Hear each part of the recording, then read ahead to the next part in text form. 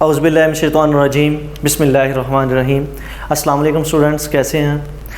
अच्छा, इस चैप्टर का ये हमारा चैप्टर नंबर 7 का तीसरा लेक्चर है। हमने इस चैप्टर के अंदर जो चीज़ हम डिस्कस कर रहे थे वो हम सिंपल हार्मोनिक मोशन के बारे में कर रहे थे। तो सिंपल हार्मोनिक मोशन की कुछ करैक्टरिस्टिक्स हमने पढ़ी हुई थी, लेकिन आज हमने ये देखना है कि जैसे देखें लीनियर मोशन कोई बॉडी परफॉर्म कर रहा है तो उसके अंदर हमने अगर उसकी डिस्प्लेसमेंट, उसकी वेलोसिटी और उसके अंदर एक्सेलरेशन फाइंड करना हो तो आपके पास सिंपल उसके फार्मूलास मौजूद थे। और फिर हमने चैप्टर 5 के अंदर ये पढ़ा कि हमारे पास अगर कोई बॉडी एंगुलर मोशन परफॉर्म कर रहा है, उसका angular displacement, angular acceleration and angular velocity आप फाइंड कर चुके हैं। आज हम ये फाइंड करना चाहते हैं अगर कोई भी बॉडी सिंपल हार्मोनिक परफॉर्म कर रहा है, मीन कि वो ऑसिलेशन कर रहा है, तो उसका अगर आपने इंस्टेंटेनियस डिस्प्लेसमेंट किसी भी पॉइंट पे डिस्प्लेसमेंट फाइंड आउट करना हो, उसकी हमने वेलोसिटी फाइंड आउट करनी हो या हमने उसका एक्सेलरेशन फाइंड आउट करना हो तो हम कैसे फाइंड आउट कर सकते हैं, उसके लिए हम कुछ फार्मूलाज को ड्राइव करेंगे। देखिए, सबसे पहले अगर यहाँ पे मैंने एक डायग्राम बनाई है जिसके अंदर हम इस चीज़ को स्टडी करने की कोशिश करेंगे कि जो सिंपल हार्मोनिक मोशन होती है वो एक सर्कुलर मोशन भी होती है। मिसाल के तौर पे मैंने एक ये सर्कुलर एक बॉडी है जो सर्कुलर मोशन परफॉर्म कर रहा है, ठीक है, और साथ मैंने एक स्प्रिंग ले लिया जो सिंपल हार्मोनिक मोशन परफॉर्म कर रहा है। देखिए, ये सर्कुलर पाथ में हमारा कोई भी बॉडी मूव कर रहा है और इससे अटैच मैंने एक इसके बिल्कुल साथ एक मैस ले लिया जो वाइब्रेशन कर रहा है, जो ऑसिलेशन कर रहा है, जो अपने मीन पॉइंट के गिर्द जो है वो मूव कर रहा है। अब देखें, दोनों में रिलेशन कायम करने की कोशिश करेंगे। क्योंकि हमने सिंपल हार्मोनिक मोशन के लिए एक फार्मूला ड्राइव करना है डिस्प्लेसमेंट का, एक्सेलरेशन का और वेलोसिटी का।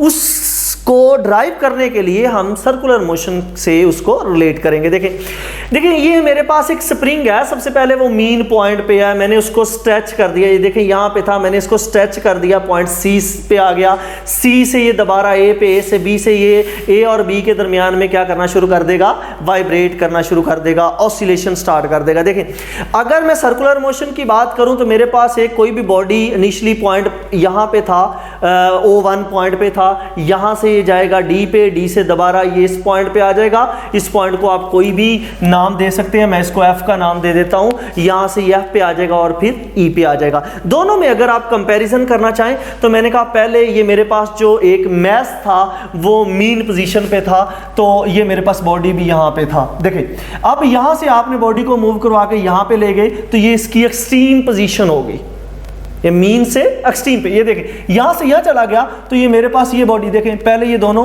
मीन पॉइंट पे थे, यहां से मूव करके ये देखें यहां पे थोड़ा सा ये मिस्टेक है, आप इस पॉइंट को यहां पे इस पॉइंट पे ले लें कि ये जो स्प्रिंग है ये पॉइंट हमारा वो ई नहीं है, ये हमारे पास सी पॉइंट है। देखें, शुरू में दोनों हमारे पास ये O1 पॉइंट पे था सर्कुलर मोशन के अंदर और ऑसिलेटरी मोशन के अंदर ये हमारे पास कोई भी बॉडी जो पॉइंट O पे मौजूद था। देखें, अब यहां से बॉडी आपका डी पे चला गया और ये स्प्रिंग आपका बी पे चला गया। अब डी से ये बॉडी यहां पे मीन पे आएगा तो ये यहां पे हमारे पास O पॉइंट पे आ गया। अब यहां से F से आपका बॉडी E पे आ गया तो ये आपका स्प्रिंग जो है वो C पे आ गया। अब C से देन आप कहां पे चले गए, O पॉइंट पे, तो ये जो आपका स्प्रिंग है ये भी किस पे चला गया, O पॉइंट पे। अब जरा गौर करें तो सर्कुलर मोशन ने भी अपना एक साइकिल कंप्लीट कर लिया, तो उसी दौरान तो जो आपकी वाइब्रेटरी मोशन थी ये यहां से बी, बी से सी, सी से देन ओ, इसने भी अपनी एक वाइब्रेशन कंप्लीट कर ली। तो आप जरा गौर करें, जब ये एक्सट्रीम पे गया था तो इसका एम्पलीट्यूड और इसका एम्पलीट्यूड दोनों सेम थे। जब ये लोअर एक्सट्रीम पे गया इसका एम्पलीट्यूड और इसका एम्पलीट्यूड स्प्रिंग का दोनों क्या थे, कांस्टेंट थे, दोनों सेम थे। अब मैं क्या करूंगा, देखें यहां पे मैंने ये जो स्प्रिंग है ये जब टू एंड फ्रो मोशन कर रहा था तो इसकी मैंने वाइब्रेशन ये यूं बना दी, इसकी वेव कि ये जो एनर्जी को ट्रांसफ़र कर रहा है इस डायरेक्शन में। तो ये स्प्रिंग की वेव बनी और ये हमारे पास ऑसिलेटरी मोशन है। देखिए सर्कुलर मोशन, अब देखिए इसकी जो मैक्सिमम पॉइंट है, इसका जो मैक्सिमम एम्पलीट्यूड है वो दोनों सेम है। इसका जो मिनिमम मेरे पास ई पॉइंट पे जब जाता है, इसका एम्पलीट्यूड और इसका एम्पलीट्यूड हमारे पास क्या है, सेम है। अब मैं ये तो हमें पता है एक्स नॉट है।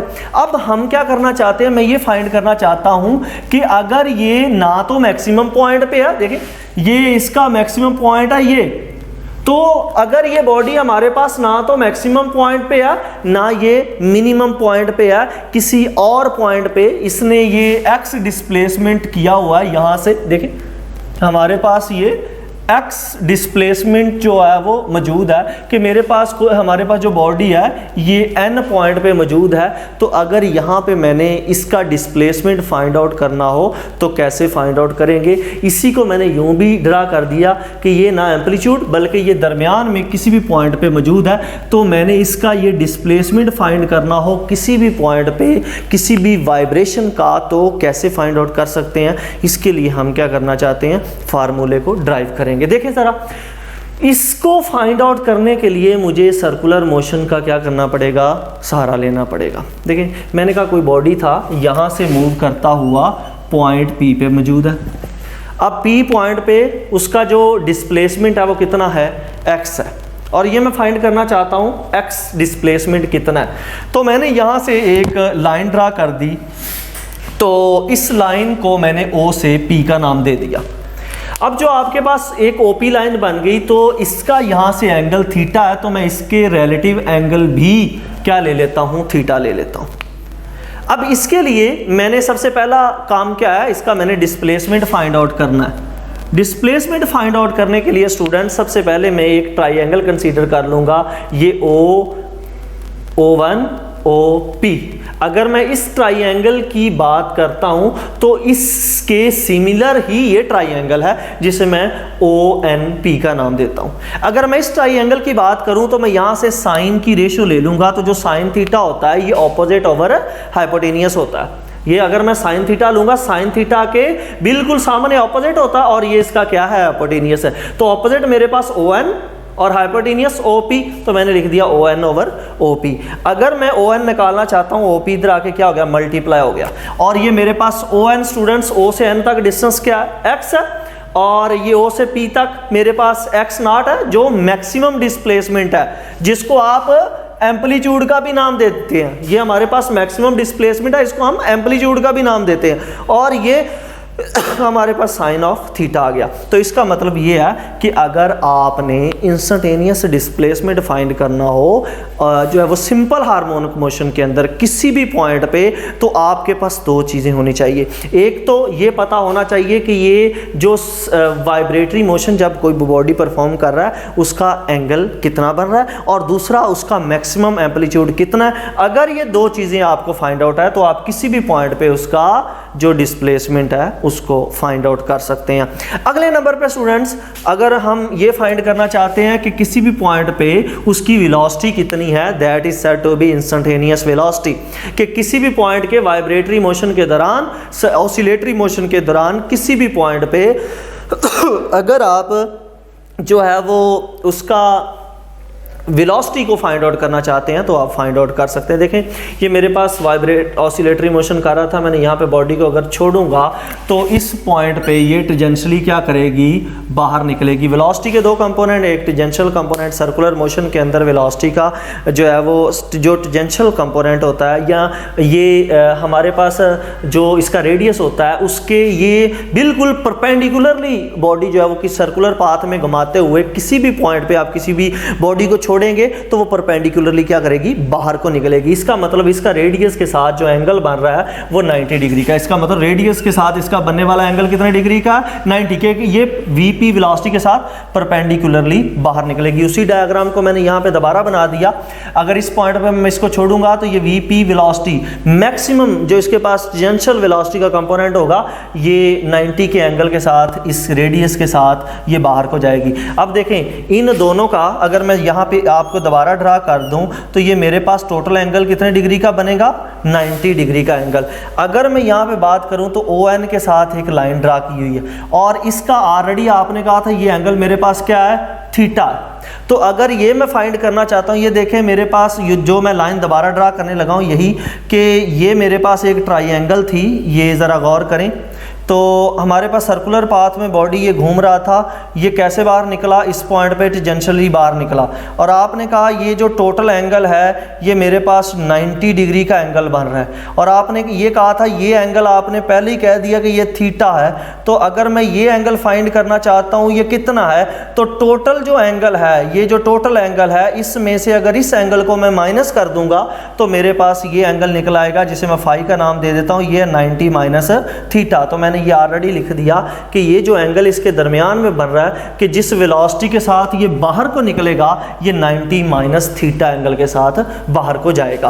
अब मैंने कहा कि अब ये मेरे पास है इसकी सर्कुलर पॉइंट, जब ये सर्कुलर वेलोसिटी से मूव कर रहा है सर्कुलर पाथ के अंदर तो उसके पास जो वेलोसिटी है VP है। तो अगर मैं ये देखना चाहता हूं कि इसकी दरमियान में वेलोसिटी कितनी होगी इंस्टेंटेनियस, मतलब मैक्सिमम वेलोसिटी तो आपका VP है, तो ये दरमियान में किसी भी पॉइंट पे वेलोसिटी फाइंड करना चाहता हूं तो कैसे फाइंड करना चाहूँगा, कैसे फाइंड करूँगा। तो ये आपके पास सबसे पहले मैं इसके ऊपर एक फार्मूला लगा दूंगा कि मेरे पास जो साइन थीटा जो हमने पहले लिया था फिर हम साइन थीटा ले लेंगे। जो साइन थीटा होता है स्टूडेंट वो आपने कहा परपेंडिकुलर ओवर हाइपोटेनियस।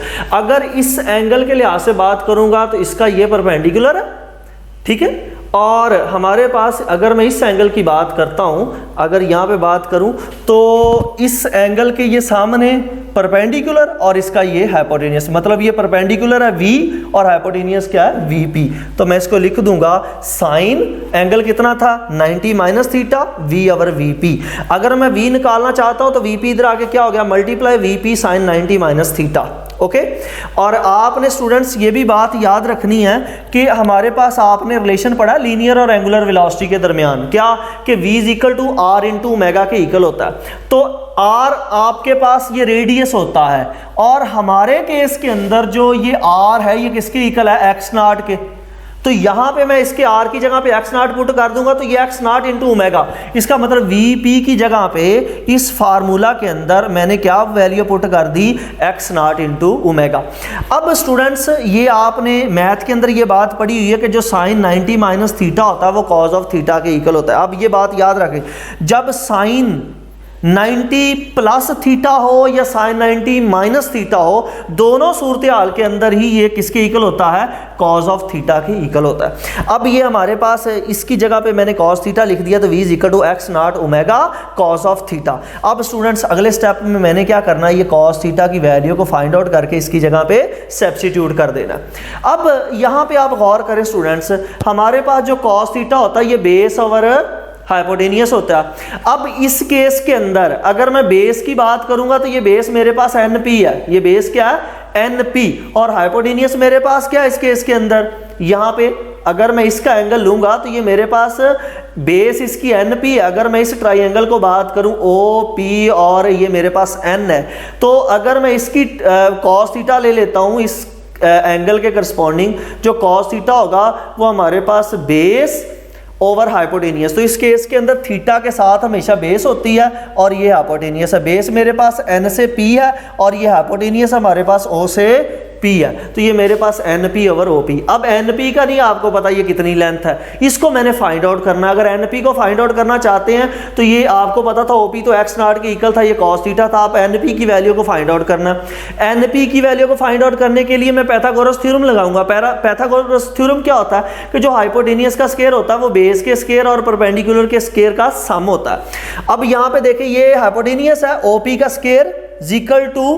NP का स्क्वायर प्लस ON का स्क्वायर। तो देख लें बेस स्क्वायर, अब हमारे पास हाइपोटेनियस x नॉट और मेरे पास परपेंडिकुलर x स्क्वायर, और ये मुझे पता ही नहीं था NP का, मैंने NP लिख दिया। अब ये x को मैं जाके दूसरी तरफ माइनस कर दूंगा तो क्या आ जाए, x naught square minus x square equal to NP square. दोनों तरफ मैंने स्क्वायर रूट ले लिया तो स्क्वायर रूट से ये स्क्वायर कैंसिल, इधर मेरे पास क्या बच गया, NP बच गया, और इधर ये स्क्वायर आ गया NP is equal to x naught square minus x square. ये किसकी वैल्यू है, NP की। ये NP की वैल्यू आप यहाँ पे पुट कर दें तो cos थीटा किसके इक्वल आ गया, NP किसके equal, x not square minus x square over x not, ये वैल्यू बन गई कॉस थीटा की। अब स्टूडेंट्स आप कॉस थीटा की ये जो वैल्यू आपने फाइंड आउट की है, ये हमारी कौन सी इक्वेशन है, इस इक्वेशन के अंदर पुट कर दें कॉस थीटा की जगह पे। कॉस थीटा किसके equal, x not square minus x square over x not, इसकी जगह पे पुट किया तो मेरे पास ये एक्स नॉट से इसके ओवर में जो एक्स आ रहा था इसके साथ ये एक्स इस एक्स नॉट से कैंसिल हो गया, तो मेरे पास एक ओमेगा बच गया और दूसरा x not square minus x square. ये मेरे पास क्या आ गई, इंस्टेंटेनियस वेलोसिटी आ गई कि अगर आप किसी भी पॉइंट पे वाइब्रेशन, कोई भी body simple harmonic motion perform कर रहा है तो आप किसी भी पॉइंट पे उसकी वेलोसिटी फाइंड करना चाहते हैं तो आपको ओमेगा का पता होना चाहिए। और जो मैस स्प्रिंग सिस्टम के अंदर जो आपने ओमेगा की वैल्यू को हम कल फाइंड आउट करेंगे कि ओमेगा कितने के इक्वल होता है, ये ओमेगा के ओवर एम के इक्वल होता है। ओमेगा हमारे पास किसके इक्वल होता है, बेसिकली ये अंडर रूट के ओवर एम के इक्वल होता है। इसकी वैल्यू मतलब ये स्प्रिंग कांस्टेंट है और एम मैस स्प्रिंग का वो वैल्यू पुट कर देंगे, एक्स नॉट मैक्सिमम एम्पलीट्यूड है और एक्स किसी भी पॉइंट पे उसका जिस पॉइंट पे आप फाइंड आउट करना चाहते हैं उसकी वेलोसिटी, ये वो पॉइंट है, तो आप इंस्टेंटेनियस वेलोसिटी फाइंड आउट कर सकते हैं। इसी तरह हम सिंपल हार्मोनिक मोशन के अंदर किसी भी बॉडी का इंस्टेंटेनियस एक्सेलरेशन भी फाइंड कर सकते हैं किसी भी पॉइंट पे। और आपने ये बात देखी है कि जो एक्सेलरेशन होता है सिंपल हार्मोनिक मोशन के अंदर वो हमेशा उसकी डायरेक्शन मीन पोजीशन की तरफ होती है। डायग्राम दोबारा फिर मैंने यहाँ पे ड्रा कर दी, तो मैंने कहा यहाँ पे जो इसका एक्सेलरेशन है मैक्सिमम एक्सेलरेशन AP, उसको मैंने कह दिया कि ये सर्कुलर मोशन के अंदर, जो सर्कुलर मोशन के अंदर AP है उसकी डायरेक्शन भी मीन की तरफ होगी। जो मेरे पास किसी भी पॉइंट पे जो वाइब्रेटरी मोशन के अंदर होगा, ऑसिलेटरी मोशन के अंदर होगा, उसकी जो डायरेक्शन है वो भी मीन पोजीशन की तरफ होगी। तो यहाँ से मैं इसकी डाउनवर्ड डायरेक्शन ले ली। मैं कह रहा हूँ कि एक्स डिस्प्लेसमेंट पे मैं उसका एक्सेलरेशन फाइंड करना चाहता हूँ, तो कैसे फाइंड आउट करूँगा, देखें मैं फिर वही साइन थीटा की ट्रिग्नोमेट्री लगाऊंगा। तीनों के अंदर आपने देखा sine theta is equal to क्या होता है, परपेंडिकुलर ओवर हाइपोटेनियस। तो इस थीटा के सामने जो परपेंडिकुलर है वो that will be the A over hypotenuse, मेरे पास क्या AP, A ओवर AP। अगर यहां से मैं A निकालना चाहता हूं तो AP इधर आके क्या हो जाएगा, मल्टीप्लाई हो जाएगा, तो मेरे पास A is equal to AP sine of theta. अब मैंने ये AP क्या है, ये हमारे पास बेसिकली एक्सेलरेशन है, एक्सेलरेशन की वैल्यू फाइंड आउट करनी है। अब देखिए जो एक्सेलरेशन होता है ये आपने पढ़ा हुआ है कि ये सेंट्रीपिटल जो एक्सेलरेशन होता है, ये कोई भी बॉडी सर्कुलर पाथ में जब मूव करता है तो उसके बाद जो एक्सेलरेशन होता है वो V स्क्वायर ओवर R के इक्वल होता है। और आपने लीनियर और एंगुलर एक्सेलरेशन के दरमियान में जो वो रिलेशन निकाला हुआ है। अभी सिंपल सी बात ये है, ये हमने अभी बात की, जो रेडियस है हमारे केस के अंदर वो एम्पलीट्यूड है, R equal to x naught है। मैंने इसकी जगह पे एक्स नॉट रिप्लेस कर दिया और साथ ही साथ आपको पता जो V equal to R omega होता है और R किसकी इक्वल एक्स नॉट के, तो एक्स नॉट इंटू ओमेगा, ऊपर स्केयर था वो एज इट इज स्केयर आ गया, नीचे एक्स नॉट। इसको मैंने ओपन किया तो ये एक्स नॉट स्केयर और ये omega square, x not square से एक एक्स नॉट कैंसिल, तो क्या बच गया एक्स नॉट इंटू ओमेगा। अब ये किसकी वैल्यू, AP की। ये AP की वैल्यू आप इस इक्वेशन के अंदर क्या कर दें, पुट कर दें। क्या है AP की वैल्यू हमारे पास, x not into omega sine of theta. अब फिर दोबारा साइन थीटा की वैल्यू फाइंड आउट कर ले उसी इक्वेशन से।